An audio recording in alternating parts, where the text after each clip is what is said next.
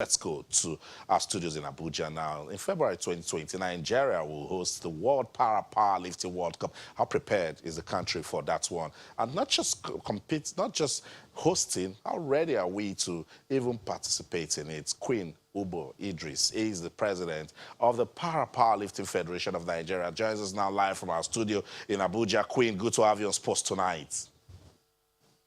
Good evening, Austin. Good to be with you tonight. Okay, let's begin with preparations. I know the different committees in the main organizing committee have been meeting and we've been planning. What are some of the deliberations that we've been having to make sure that we have a successful hosting of the World Powerlifting World Cup? Well, we had our, I think that is the last meeting for the year, 2 days ago, where our Grand Matron, the Deputy Governor of Enugu State, Honorable Mrs. Cecilia Zilo chaired it on behalf of the MOC chairman, because the MOC chairman was out of the country. We kind of financially deliberated on a lot of things.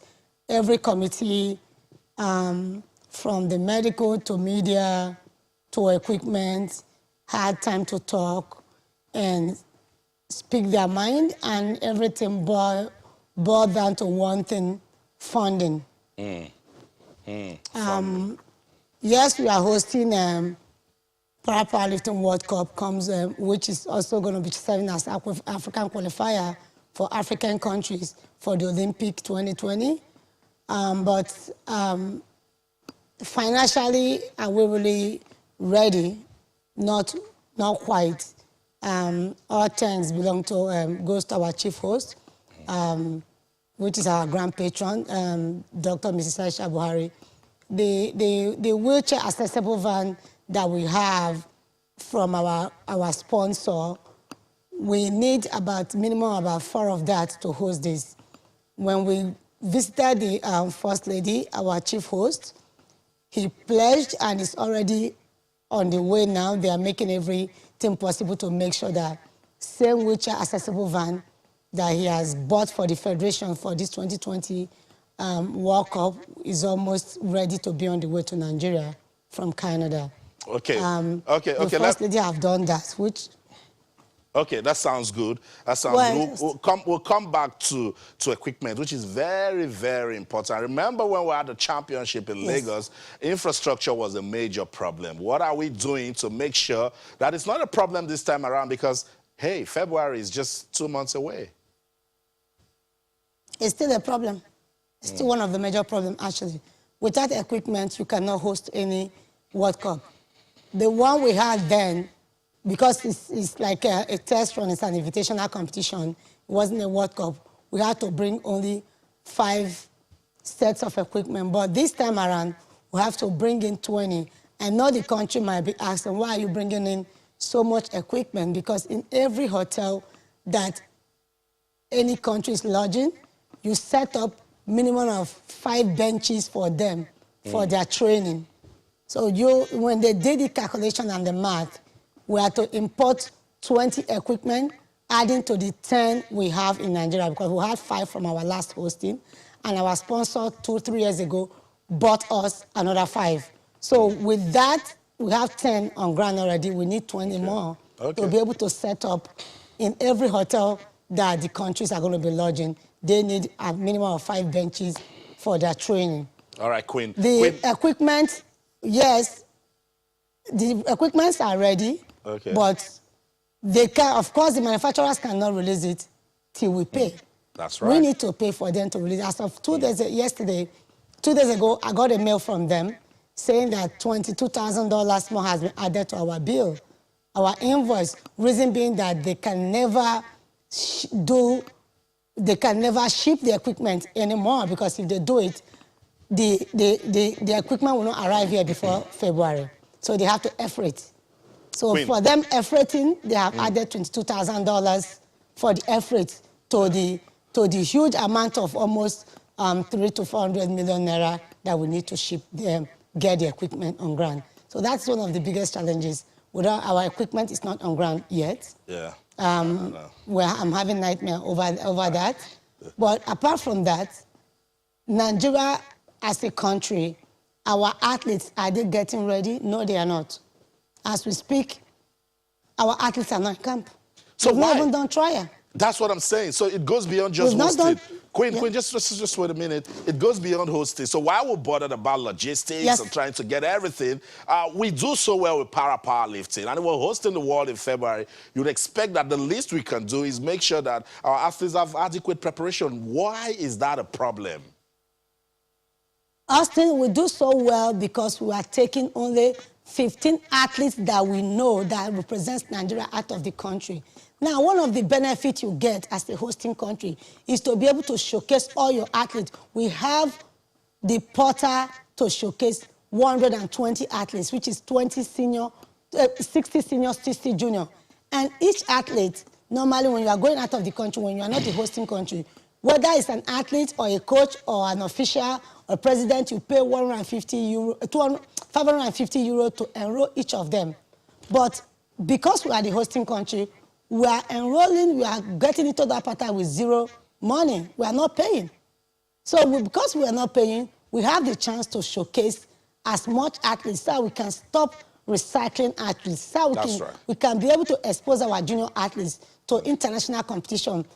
By the time we finish our 2020 Olympic, we're already ready with a new athletes to unveil. Right now, we've not done trials.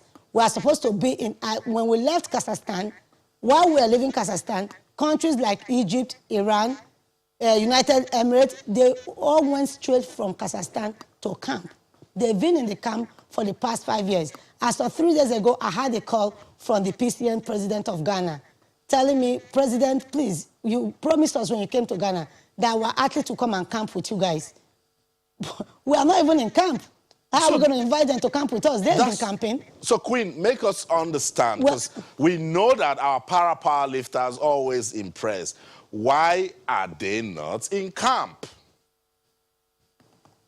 The federal government, the ministry is to send them to camp, not Queen Obo. I'm not to send them to camp. I'm not to do a trial for them.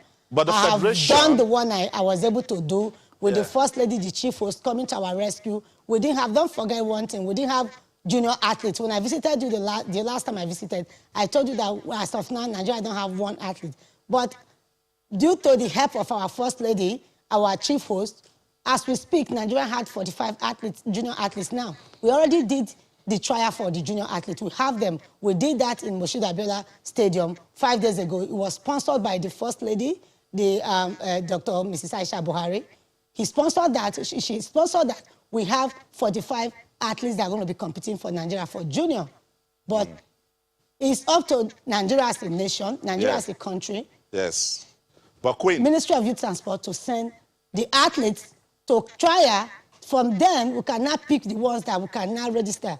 And to give you the sad news, in the next 3 days, our portal is going to be closed. When the portal is closed, that means Nigeria will be hosting World Cup, and we are not going to be attending the World Cup because we've not registered our athletes.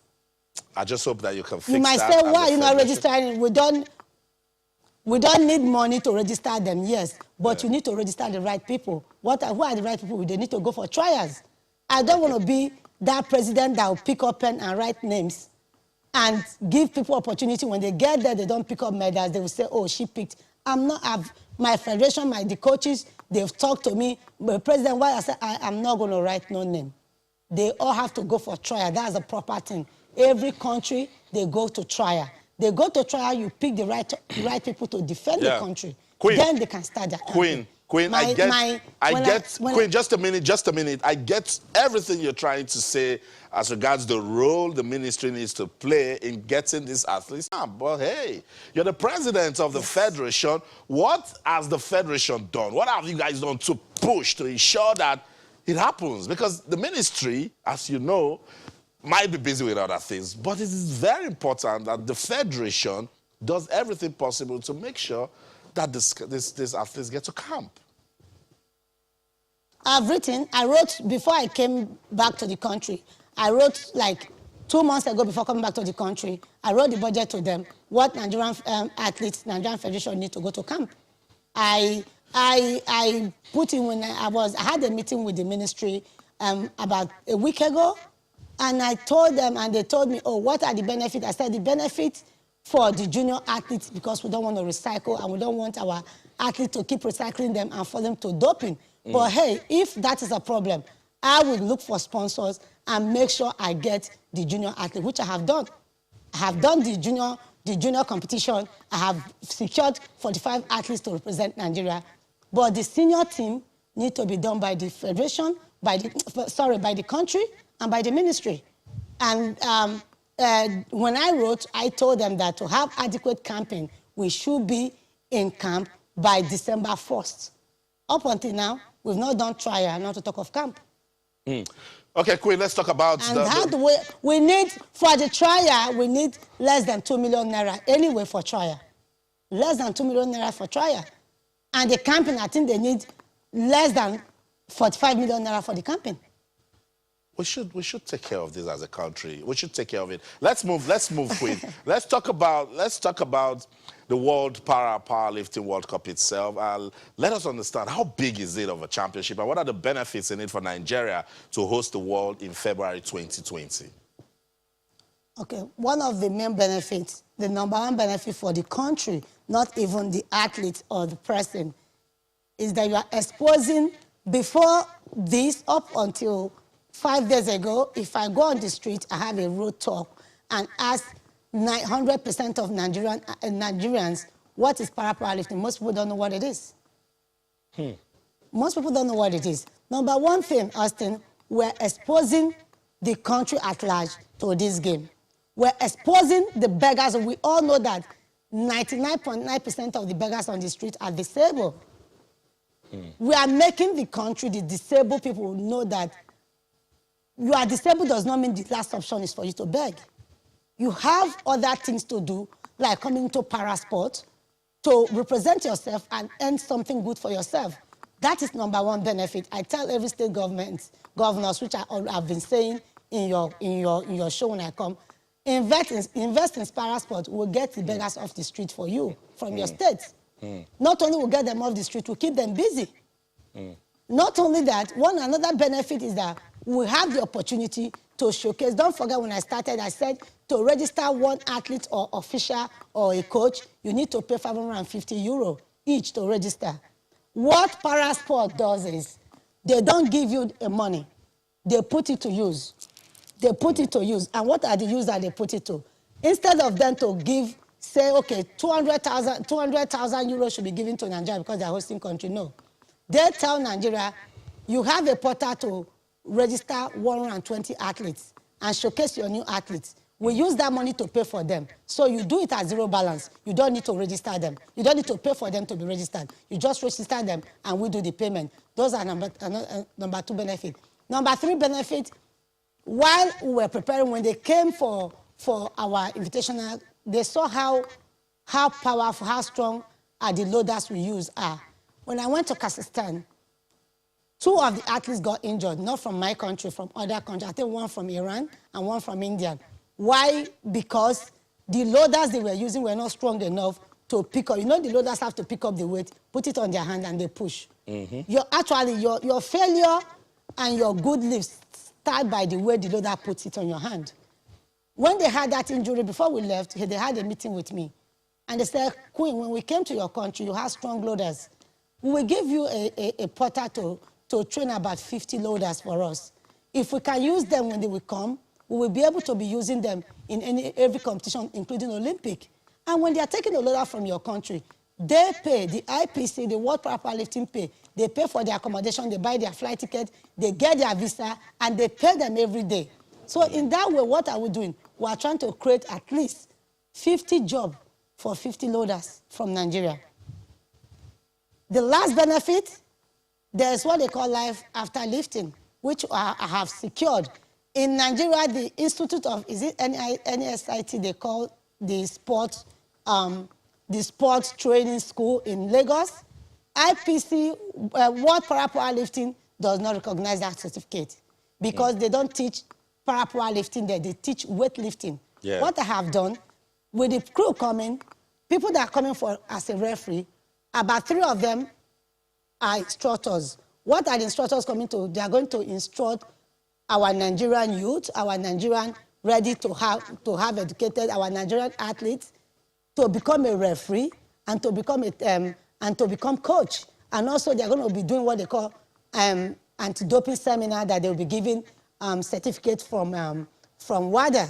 Nice. So in nice. that way, they will be able to have at least, I think they gave me a total of 50 people to coach, to become a coach and to become a referee. So it sounds at the good. end of the day, they can be taking these people to officiate. Beautiful. So what we do is we collaborate with the National Institute of Sports in Lagos, and so that when those officials are from the IPC comes, they can work with them. Queen, it is very important that the federation, everybody is on board when we're going to host a world championship. So tell me, is there peace in the Powerlifting Federation of Nigeria?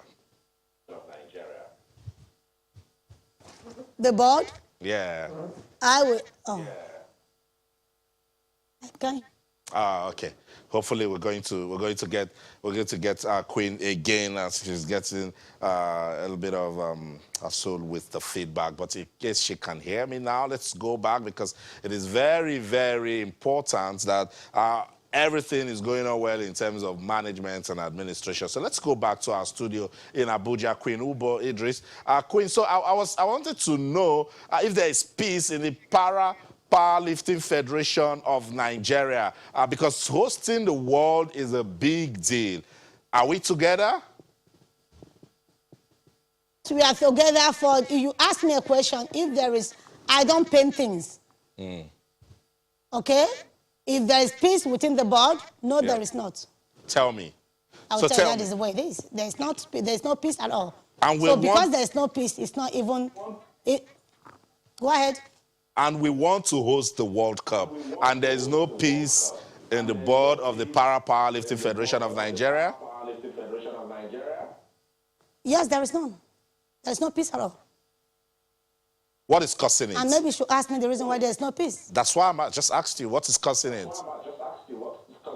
Okay, Austin, due to my school of thought, I don't know about other federations, I don't know about everybody, but I know that para sports, when you pledge to come into the board of any para sport, you pledge to have a big heart of giving, not taking.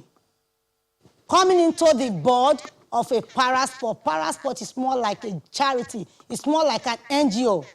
Coming in, you are coming in to give, to see how you can make life for those athletes, and not to use it as a retirement program or a retirement or a way of making money. Maybe that is why there's no peace. I'm not going to leave my job over there in the States, leave my kids, come here, go and I tell them every time, I say, going out for a sponsorship drive is being a professional beggar. You have to be able to convince, it's not easy to convince one, especially a Nigerian and African, to be able to get something from them to sponsor you. It's not easy.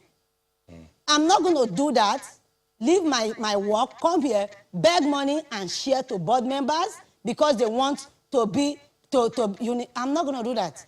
I can do that to get life for athletes, to get life. We lost one of our athletes 2 months ago, which I told you about, or less than a month ago. All was burden on me, Queen. I spent almost 400,000 naira relocating the wife of the athlete, paying school fees, paying house rent that the man left, and all that. I did not come to Nigeria to say that, well, you know why? That is what a board member should be thinking of doing. Queen, I must say thank you. Thank you so much for your time. Just thank you so much. We'll continue this discussion when you come to Lagos so much. So that's it. Queen Ubo, the president of the Powerlifting Federation of Nigeria. Nigeria will host the World Cup in 2020. There must be peace in the board. Let's go on this quick break. When we come back, what's going on in the Nigeria Professional Football League? We'll get our attention. Don't go anywhere. Stay. Welcome back, Sports Tonight on Channels Television. We'll continue to monitor Nigeria's preparations to host the 2020 World Powerlifting World Cup. And hopefully we'll get Queen and some other board members come on this program. Let's ensure that we are truly ready to host the World. Let's bring the discussion back home now and talk about the Nigeria Professional Football League. Eimba and Rivers United, they went against each other today in Aba, and it was Eimba that won by a single goal to consolidate their place on the league table. So confirmation of the result once again: Eimba 1, Rivers United 0. More fixtures in the Nigeria Professional Football League. Tomorrow in Lagos, MFM will host Aqua United. Aqua United, they are already in town, are preparing. We're expecting that match to go down on Sunday, but it has been brought forward to Friday. That is tomorrow at the Agege Stadium. Let's listen to Aqua United player and coach giving their thoughts as regards tomorrow's match. Lost 6 chances at home by playing draw, and we just have to recover it.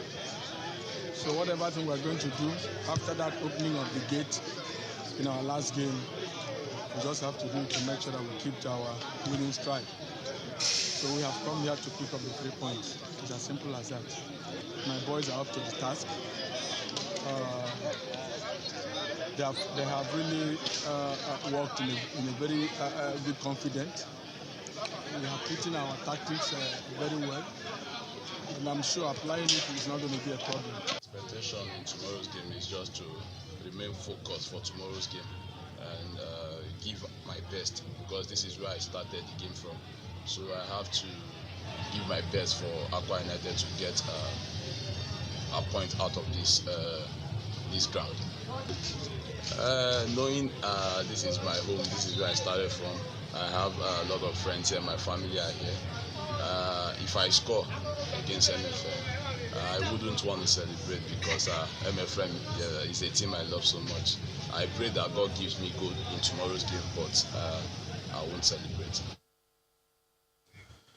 So if a former MFM player says, look, the club is still dear to me, if I score, I won't celebrate. So that's it. The match will go down tomorrow at the Agege Stadium, 4 p.m. So if you've got some free time, you can go out there if you're in Lagos to watch the best of the Nigeria Professional Football League, MFM, taking on Aqua United. Coach John Obu says he hopes that his team will sustain the momentum after that fantastic win over Adamawa United, where they won by 4-0. The league management company, that's the body responsible for the administration of football, league football in Nigeria, and they have confirmed the change of name of Aqua Starlets to Dakada International Football Club. Yes, Aqua Starlets. They say, okay, look, so we don't want to be called Aqua Starlets anymore. We want to be referred to as Dakada International Football Club. LMC, in a statement, approved the change of name after the Uyo-based club provided all the necessary documents for the process to be completed. The newly promoted club side, Aqua, now Dakada FC. We're going to have some problems for some time. Dakada FC, they've been impressive. Do you know that they are third on the league table and they have 12 points from 7 matches, and it's a newly promoted side? The new name will come into use in their next match against Eimba in Uyo. So that's it. No more Aqua Starlets. It's now Dakada International FC. Yes. So if you say Aqua Starlet, they'll be wondering what are you talking about? The league management company needed to approve that one, and they have done just that. Another issue that was waiting for an approval from the league management company is the transfer of Delta Force to Kwara United. Remember, when that news broke, the league management company said, no, we're not aware of this.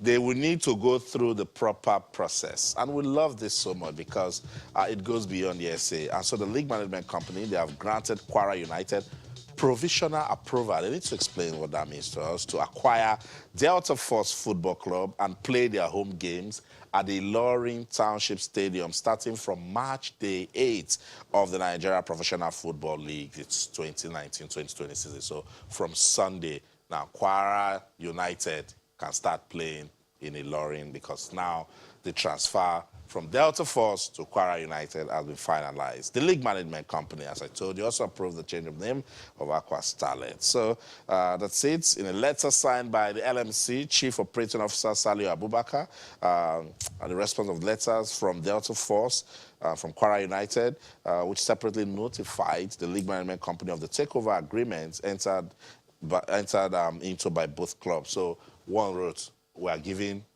Kwara United slots. Kwara United wrote, we are receiving the slots of Delta Force. So the league management company now, after reviewing everything, say, okay, you guys are fine. We can now go on with this. But it's a provisional. I'm trying to understand what they mean by provisional approval. So hopefully if we get an official from the league management company, they're going to explain that to us. But they've told us that from March the 8th, Kwara United will play their home games at the Ilorin Township Stadium. Let's get on with the show now. Talk some Formula One, where Formula One world champion Lewis Hamilton and MotoGP legend Valentino Rossi traded their machines on the testing track for a high-speed job swap in Valencia. What were they thinking? Hamilton rode Rossi's Yamaha bike, his first time on such a motorcycle, while the Italian rider tried out Hamilton's Mercedes car 9 years after taking the wheel of a Ferrari F1 car. Both riders set impressive times after initial spins as they got used to the other's vehicles. So I'll just let you enjoy what they did with the cars.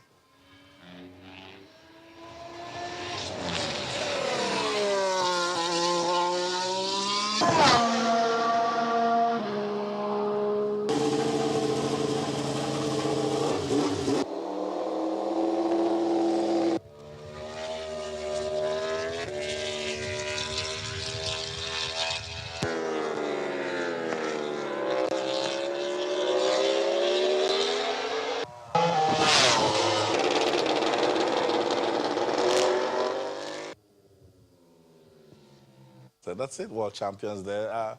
One said, take my car, drive it. And I said, you take my bike and ride it also. So on that note, we wrap up Sports Tonight on Channels Television. But remember, you can be part of the program. Yes, you can on Twitter, our Channels_sports, Facebook Channels, iFeedSports. That's the show for the team. Mostin Okonakpan, in everything you do, remember to keep talking sports. Bye for now.